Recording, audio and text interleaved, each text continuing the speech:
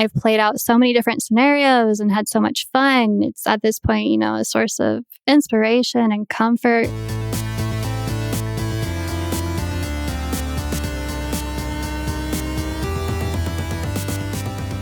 Hi, and welcome back to Quest Markers. On this show, we talk about video games and the stories they tell with a focus on narrative. My name is Marina. My pronouns are she, her. I'm an artist, video game composer, audio engineer, and your host. Today, we are talking about an absolute classic game series, The Sims. So this episode is going to be a little bit different. No spoiler warning for today because this game is really what you make of it. In this episode, we talk about how emergent narratives and how player projection can be a source of endless stories. We talk about our own personal experiences with the game, and we also talk about why The Sims is so widely loved. I am thrilled to have today's guest on. Minnie is a business owner and a video game streamer and YouTuber. All of our socials will be in the description if you want to check those out. And without further ado, thank you for being here, and let's get into it. Hello, Minnie. How are you? Hi, I'm great. How are you? Doing good.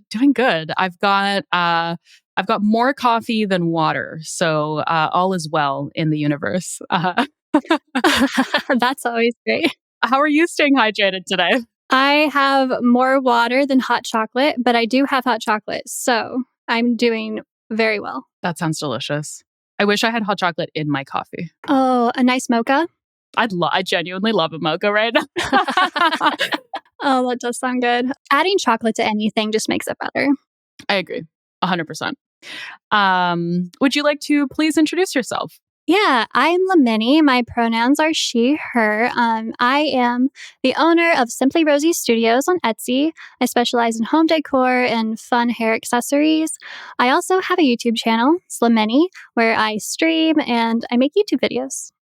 And please check Minnie out. We'll have all of your socials in the description. You make some really, really incredible videos, but also just incredible handcrafting. So I'd really encourage everyone to check that out. So kind. What are you currently playing? I am currently playing the Sega Genesis games on the Nintendo Switch Online for the first time. I'm streaming it. I play the game. I rank them on a tier system based on how well I enjoyed them. I'm also on my first playthrough of Fallout New Vegas. It's been extremely chaotic. Both of those are streaming on my channel every week, basically. And yeah, it's been a lot of fun. Your Nintendo Switch Online series has been so fun to watch. Your N64 one was amazing. It's a lot of video games to play. Well, you added to it so much. Oh my gosh. It was a ton. And honestly, I kind of started it on a whim. I was going to say, thanks for having me. Oh, yeah. Thank you for coming on. That Mario Party 3 stream was 4 hours, 5 hours. So much Mario Party. So fun. It was a long one. I didn't feel it up until I stood up and I was like, oh, how long have we been recording? An extremely long time. I was so surprised. I always forget how long it takes to play Mario Party. Honestly, and we did the shortest one, I think. So good. I have been watching the Fallout show. Yes, I just finished it last night. Oh, did you? I'm only a couple of episodes in. Yeah. I've never played Fallout though, ever. But the show is really good. Fallout New Vegas is my first. I might need to get into the games because the show's so good. Extremely. I didn't really know what to expect. And I kind of like that I didn't have a lot of knowledge beforehand. Maybe I'll have to get into them. I just finished FF7 Rebirth recently, and I'm in between moving. So I'm really only playing my Switch right now. It's my first time playing Hades, and I can't believe that I haven't played this before, but it has been so good. And I started another playthrough of Hollow Knight as well. So if you have Switch game recommendations, if anyone has Switch game recommendations, I'm all ears. Haven't played either one. Oh, they're so good. I always love Switch games. It's so portable. It's so nice. Yeah, I also love Switch games because I can just sit on the couch and be a little couch gremlin. Which is the best. That's the best way to play video games. Honestly, Yeah, I agree. But today I'm so excited to have you on because we're here to talk about The Sims, which is a game series that defined my childhood. So, Mine as well. yes, so good. Um, I'll kick us off with a game overview, but today will be different because The Sims doesn't really have a studio led narrative. It's very much a sandbox game with player led stories, which leads to emergent narratives being told through the play itself. And the dev team themselves refer to the game as a quote unquote storytelling engine, where Sims are made to be intentionally imperfect, similar to real humans, in that they won't always choose the best option for themselves if you, as the player, are not telling them what to do. And I think that adds a lot of fun into the gameplay. But for anyone who hasn't played The Sims, or maybe you played The Sims a really long time ago, the core game loop is you buy property, you build a house, you get a job, which is a weird order to do things in. I wish that was like the real case, Right? in real That'd life, be a lot easier. wouldn't it? um, oh, I wish. You then buy things for your house. You fulfill your Sims needs, which mimic really Maslow's hierarchy of needs. If anyone's familiar with that little triangular graph, and Maslow's hierarchy of needs are at the very bottom physiological needs like air, water, clothing. Above that are safety needs like health, housing, and employment. Above that are love and belonging needs, which are things like having a community and maybe finding a partner.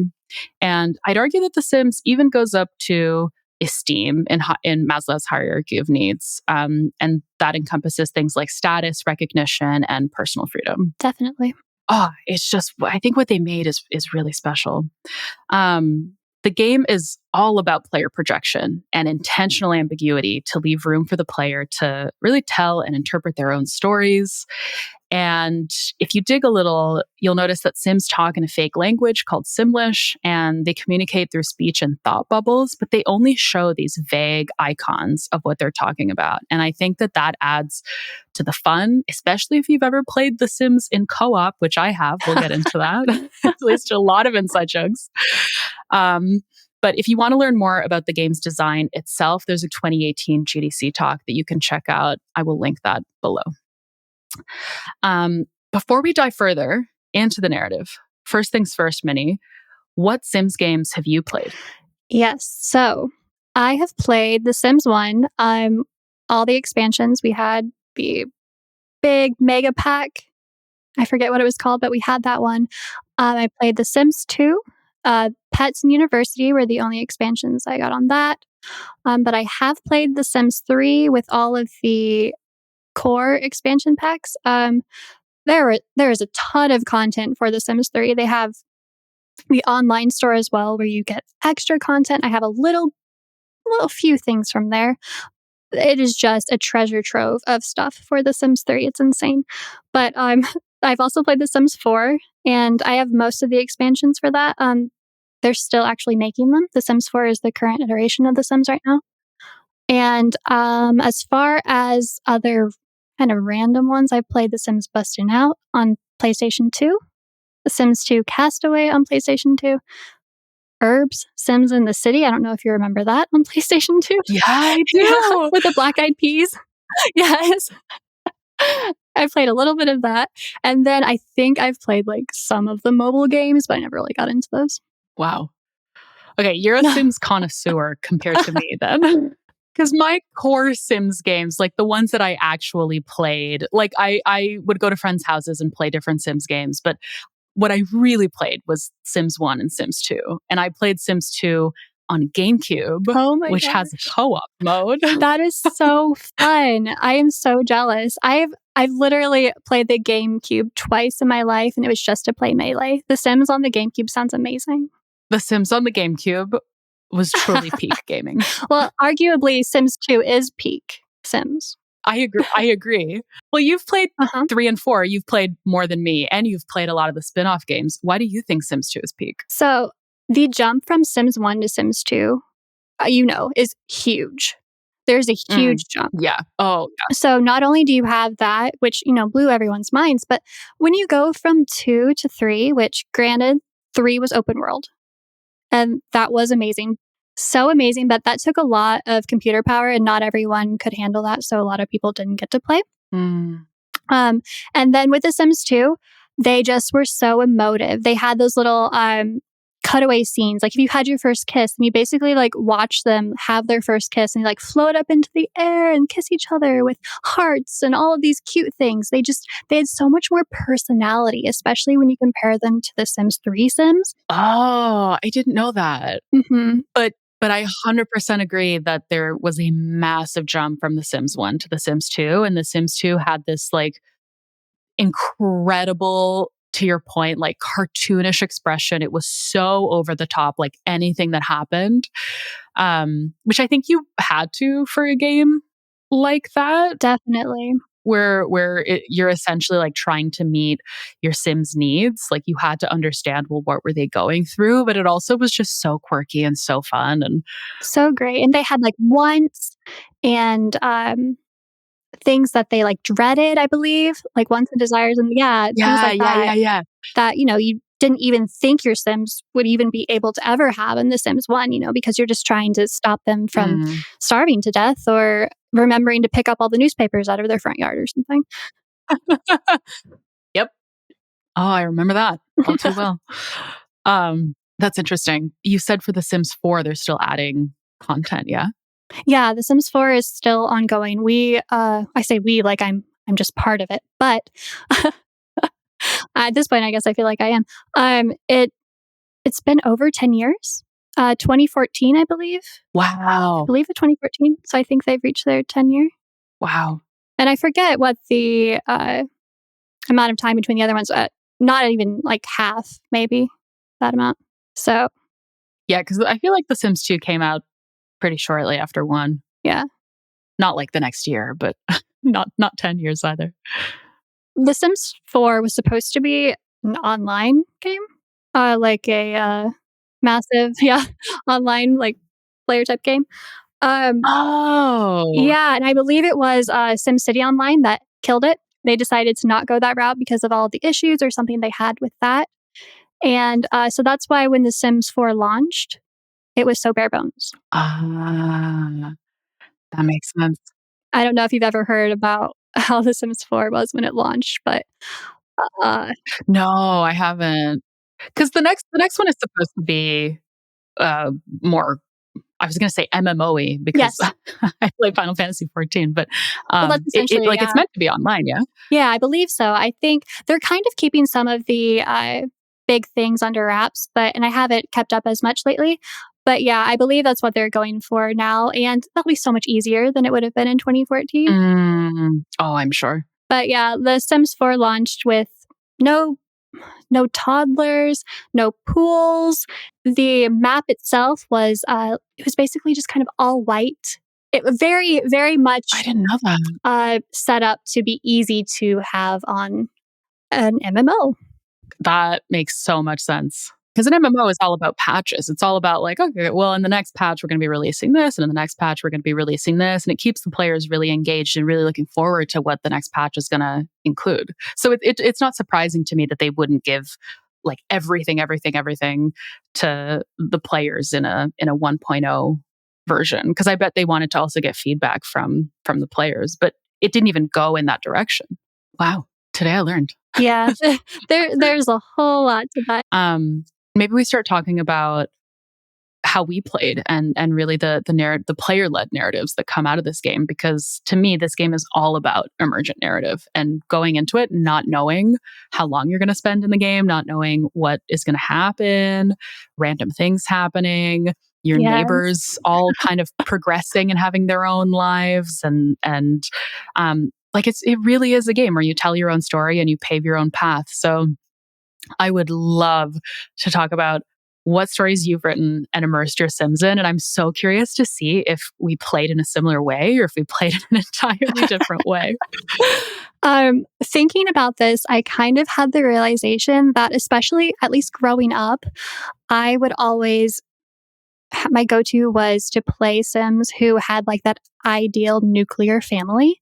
Because my parents were divorced when I was young, so I never had that. Mm, And so the thought of having like a mother and a father and children all living together and It sounds boring, but oh my gosh, with The Sims and the way things just spiral wildly out of control, it was so much fun.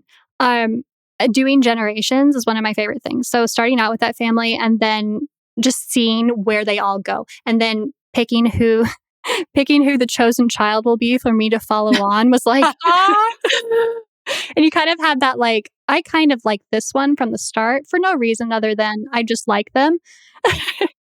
Like, sorry, other children, but I would do generational play a lot, because I just like the spanning of the generations and how they would have all Mm. of their family around for the holidays and stuff as you go on. But I would also do this thing where I would take, book characters or video game characters, and then I would place them into, like, a modern story. Mm. Like, one time I made Link and Zelda. They got married. They had twins. They worked their 9 to 5. They cooked dinner every night. That is so cute. Wait, what 9 to 5 did Link have and what 9 to 5 did Zelda have, if you remember? I think Link was a scientist because I had them in the, what is that, Strange Town in Sims 2? Oh, yeah, yeah, yeah. Yeah, and I can't remember what Zelda did. I think I ended up having her stay at home with the twins because I didn't expect them to have twins. I had never had twins before. That's totally fair. Yeah. Oh, that's so good. I would not have thought that Link would be a scientist. No. I don't know what career I would put Link in. I know, thinking about it, I feel like he would go into the military. Yeah, I could see that. Yeah, I could see that. soldier, kind of like, at least in, Breath of the Wild. I could see that. We played very differently, I will say then. I know, honestly, I was a little shocked. A big a big part of, I think, why I played that way also was because, I liked having that structured gameplay that could focus my ADHD. So Mm. I found so much enjoyment in queuing up the tasks that you would need to do, say, before you would leave for work, to leave work, in the green, leave for work in the green.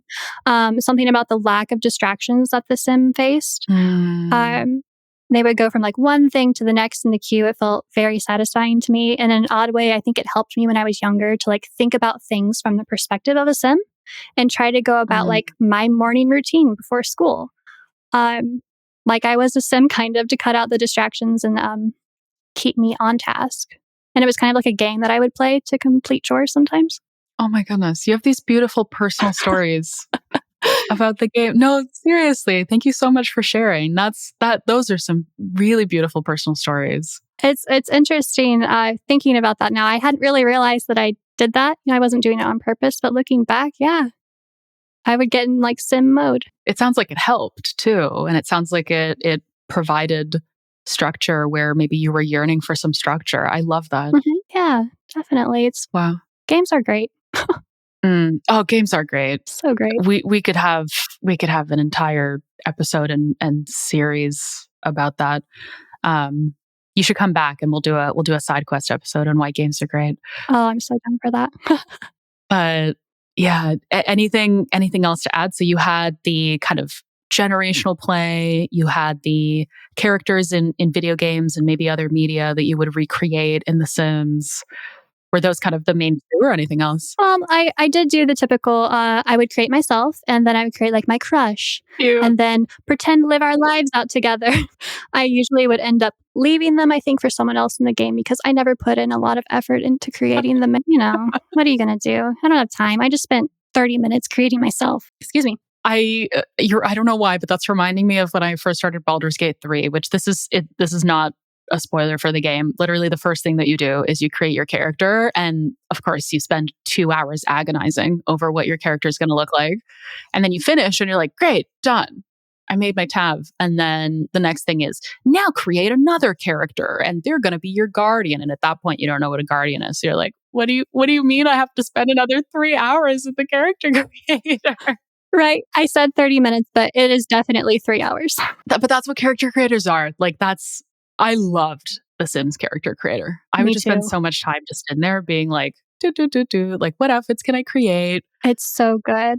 And sometimes you sit down and all you do is you create your sim or sims, depending on how many. But yeah, like I spent countless hours doing that. Oh, you I would still do. love the Sims 4 creator. It's so much more intuitive. It's so good. Maybe I One need to day you need to play check it. it out. Yeah, definitely. Definitely. You would love it. I think I do. But yeah, I would do that, and then, you live out your first kiss. Yeah, so what did you do? I'm so curious. I played Yeah. so differently than you did. And I'm so excited to talk about this because like I feel like this is like the heart of The Sims. It's how different people play the game. Mhm. Um but I feel like I had one of two ways of playing. The first one was, and maybe I think I like segmented in my brain between playing alone and then playing with someone else, like playing The Sims 2 on GameCube in split screen. I'm still so jealous about that. Oh, it's so good. It's so fun. Like I remember, going to a friend's place for a sleepover, and her and I would just stay up until 3 in the morning just playing The Sims. Oh my gosh, that is like a memory that I wish I had. That just sounds so amazing. It is a core memory for sure. And yeah, I think playing split screen with someone, it's like to me, it really is all about just going into the day to day life of The Sims, and everything becomes an inside joke. That's amazing. Everything. So it's like you have bad conversation with someone, that person becomes like the household's mortal enemy. Yes. Yes. Or like you have a good conversation with someone, or maybe a lot of people, and then you like host your first party. And then you're trying to balance your Sims needs with like, are people having fun? And I remember, I think Paramore did a song in Simlish in The Sims 2. There was a lot of music in The Sims 2 that was actual, like real. The Sims 2 music is so good, but on top of that too, oh my gosh, Katy Perry did one, I think, for The Sims 3. Yeah. They got so many famous people to do Simlish Yeah. songs. Yeah. And it was so, so good. Can you sing it? Do you remember it? I do not. I No, don't okay. remember it. But so just so good. I'm pretty sure. I don't think I'm misremembering that, but I know for sure that Paramore did a song in Simlish for The Sims. Pretty sure it That's was The Sims 2. It amazing. might have been Sims 3, and maybe I just heard it somewhere and it just stuck in my brain. I have no idea, yeah. But yeah, like any time that I played with a friend, it was always like starting from scratch, figuring out how do we make the house bigger, and how do we want to decorate, and all of this like really collaborative storytelling. And yeah, and just inside jokes. Always inside jokes. Whether it's like, oh, you missed work. Haha, what are you going to do for the day? Slacker, what Or are you doing? yeah, exactly. Or like pinching pennies so that we could buy like the new TV or whatever. Like it was just so fun, and you get lost in it for hours and hours and hours and hours and hours. Um, That is so cute. yeah, I love that. and it's like because the Sims speak Simlish, and because they only really communicate in speech bubbles and thought bubbles, you can interpret what that means. And so like both of us would just like jump in and look at each other's side of the screen and be like, why is your sim thinking about this weird thing while you're cooking? Like focus on the cooking. Why do they have a thought bubble about feet? What are you eating? What are you cooking? We cannot afford another fire. um Oh, Yeah, but it was so much fun. And if The Sims 5 does end up becoming an online game, I'm so curious to see what comes out of that, because I feel like my first thought goes to like watching streamers play it and people making YouTube videos of their own stories in The Sims, which already is on YouTube.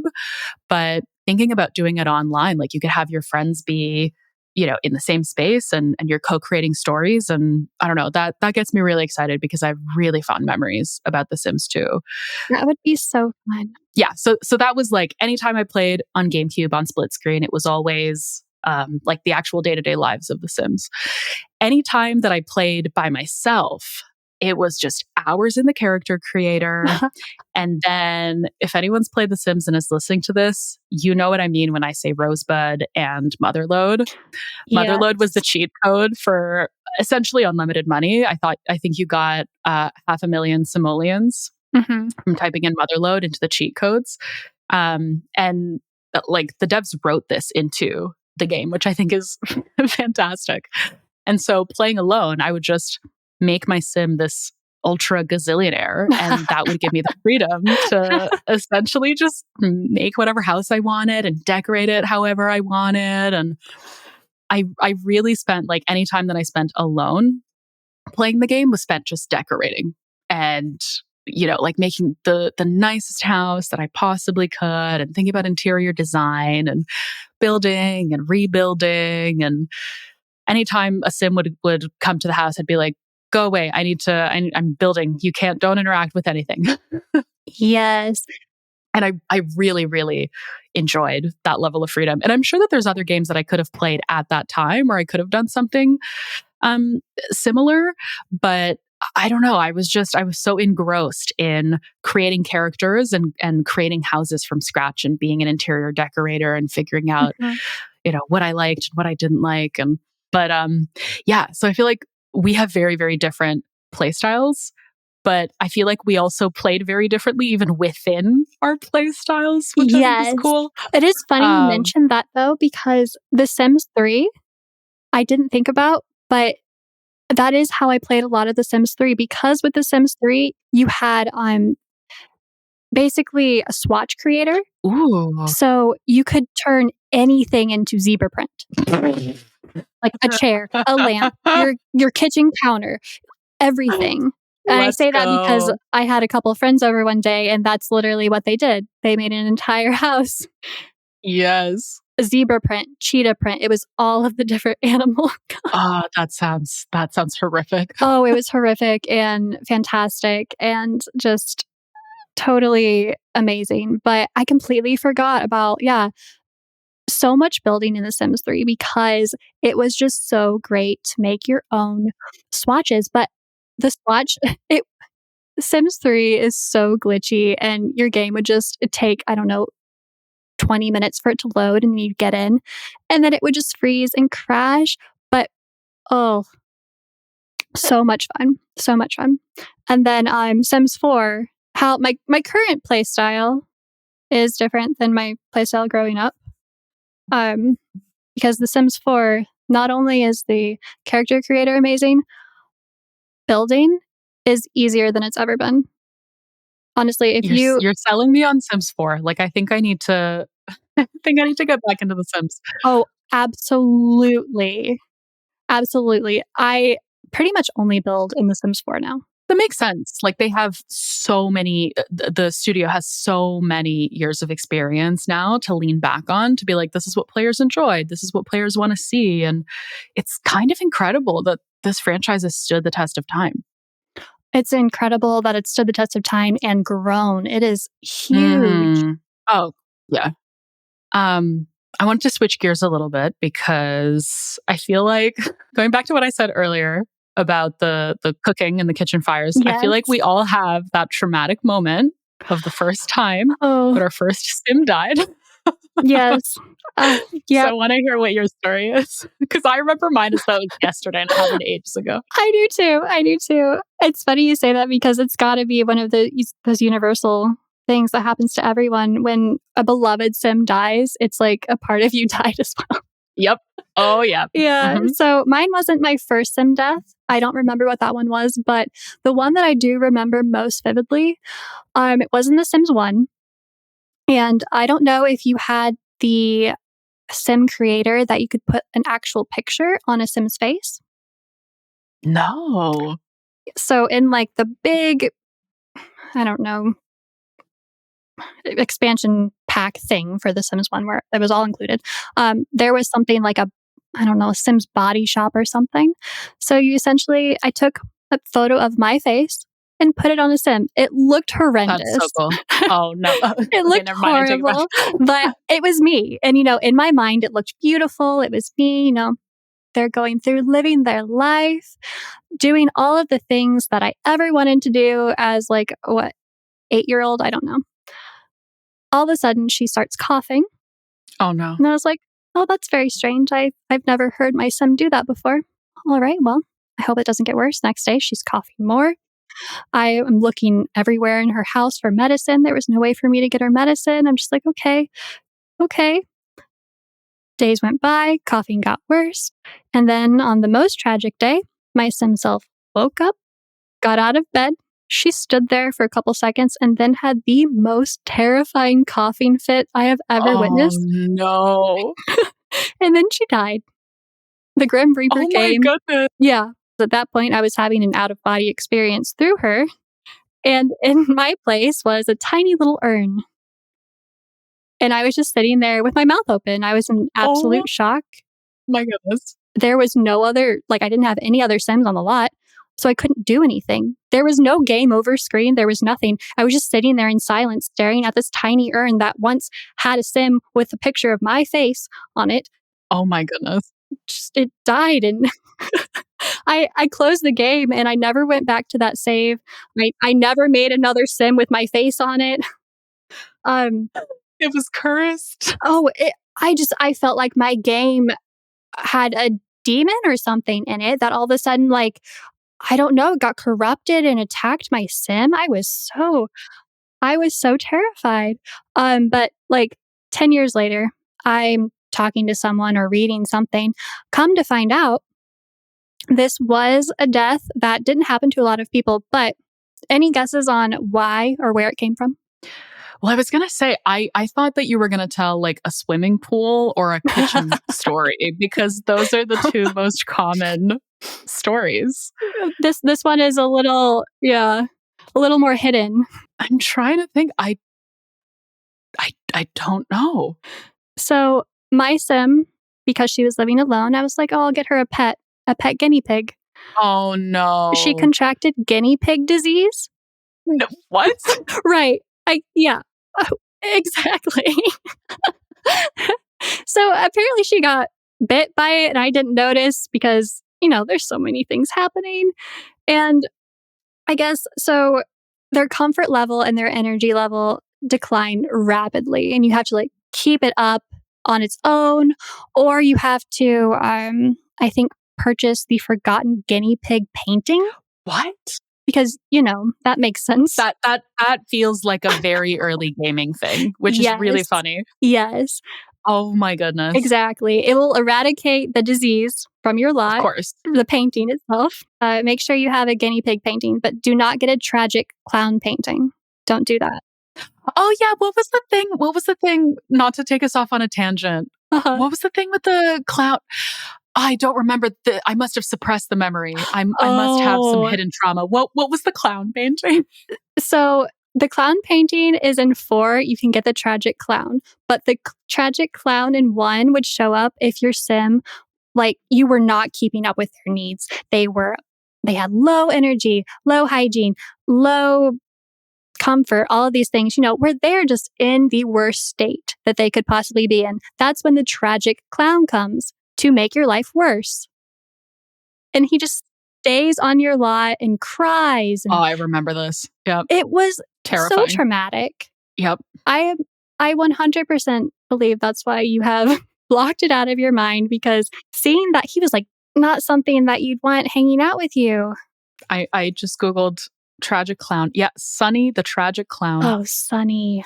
So they didn't have that in The Sims 4, but they added a painting so that if you, I don't know, spoke to the painting or something, he would come out of the painting. Oh man. And then you could have a tragic clown because that's what people want, I guess. Terrifying. Terrifying. Oh, do you remember the first time a burglar entered the screen? I don't remember the first time. I'm glad you didn't have that moment of terror. You can't do anything. Oh, you could get a security system. You could get a security system. Oh, yes, you could. I remember that. I did not have one the first time. And I remember again when I would play co-op, it was like, this is the first thing that we're buying. Like, yes. We're playing this without the cheat codes. Like first thing that we're buying is a security system and a fire alarm. And a fire alarm, I was going to say, yes. That music that would play is so scary. Oh, yeah. Oh my Oh, yeah. god. Yeah, it was like, "What is going on here?" Just stop everything. They didn't add, um, robbers to Sims 4. Oh, interesting. Yeah, they didn't want to traumatize a whole new generation, I guess. That's reasonable. Mhm. That's totally reasonable. Well, Sonny the Clown is in it, apparently, based off of my quick Google search, so don't worry. The trauma will come from another place. Always comes Exactly, from somewhere, it's all right. exactly. That's it. But sorry, I took us off on a tangent. You were talking about the guinea pig painting. Oh, right, right. So you were supposed to buy a guinea pig painting to, Eradicate your diseases. Yeah, so yeah, of course, I yeah, my think bad. you must, speak to it or pray to it or, I don't know, just stare at it and then you'd feel better or something, but, yeah, you could do that, or you could make a concoction at the concoction table. It was the white concoction. That was the one that would heal you. Oh. So those were your 3 options. They do not tell you that anywhere in the game, and actually, it was, I think, one of 3 new diseases that were added with the expansion whenever the expansions came out for Sims 1. And I guess it, like, traumatized a lot of children because the New York Times wrote an article about it. No. Yes. Let No me way! Uh-huh. Wait, during The Sims 1's lifespan that long ago? Yeah, so April 27th, what is today? Okay, the 22nd. Oh, I was like, "Oh, 2000." It is called Something is Killing the Sims, and it's no accident. Oh, that is incredible. That's so cool that the New York Times would write about. I mean, The Sims was massive, but it's really cool that at that time that the New York Times would write about a video game. Right? It's insane. A That's so little cool. blurb is it took only 2 weeks before Sims players discovered that the pet guinea pig was carrying a potentially fatal virus that could kill a human character in the game. I'm so sorry that this was your first I thought this was gonna be a really harmless question. I was like, "I have to ask this because it's gonna be either the pool or it's gonna be a cooking accident." And I cannot believe that this is how your first sim went. That is I'm so sorry for breaking this up. It's like one of those things that really hit me and never left, and I didn't know what had happened to me for so long, and everyone I spoke to had no idea what I was talking about, and I'm like, "I think my game was cursed." But I can so relate to the ending of what you said because similar to you, not no guinea pig. Mine was a cooking accident and there was just fire everywhere. And I think I was playing alone.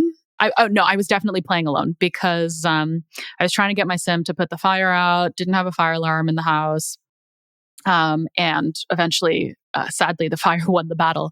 But same thing as you, the Grim Reaper shows up. It was my first time seeing this, and I was like, "Wait, what is happening?"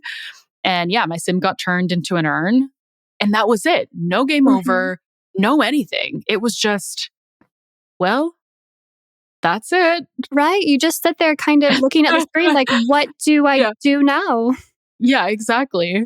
And I don't remember at the time whether you could have someone else move into the property or not, but yeah, but it was one of those like, it was just so unsettling because you're not prompted for anything after that. It's just like, yep, this Yeah, is a thing that happened. it's very eerie, very Very strange. chilling. Yeah. It The fire thing, I usually didn't have an issue unless the fire consumed my phone as well. If I didn't have a fire alarm Oh, and I couldn't get to the phone before the fire did, then you're screwed. yep, yep, yep. I quickly learned to invest in a fire alarm. Yes, that was always number 1. If you only had $200, that's what it went for. Yep, Yeah, that's what I went for. yeah. Sorry. No, you're good. I am glad that you weren't like the first my first sim died because I deleted the ladder or something like that in the No, pool. no, no, no. Wait, I didn't realize you could do that. Like if they're on a ladder, if you delete the ladder? No, if they're in the pool swimming, you would delete Oh, the yeah, yeah, yeah, ladder. in a swimming pool. Uh-huh, Yeah, and they couldn't get yeah. out. Yeah. I've seen that. Yeah, which that's Did you tragic. ever do that? That's tragic. No. I didn't either. I wasn't one of Um, those people. no. Yeah, I no, that just felt very cruel. Right? Um, no, yeah, mine was just cooking accidents. She's just trying to eat, people. Look, she's just trying to eat, you know? She had a long day. She wants She sure did. some green and some brown and some yellow on a plate. Yep. And unfortunately, sometimes it results in a fire, you know? So Why are you cooking salad on the stove anyway? You're asking I for I it. I don't know. She was trying her best. That's all we could ask. Skill level 1, didn't read enough books. Yeah, skill level 0 at that point. But yeah. Um, have you ever thought about streaming the game? Because I feel like it would be really fun just co-creating a world with others. I really thought about it before. Um, the thing for me, I think with how I play the game now, I mostly just build. So, Mm.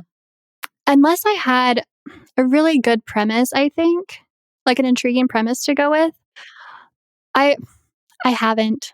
I haven't do I've I want to, but The Sims, for me, it's kind of a relaxing game where I just kind of Mm. Oh, for chill and, sure. like, put on something to watch, eat some snacks, build a garden, I don't know, oasis castle.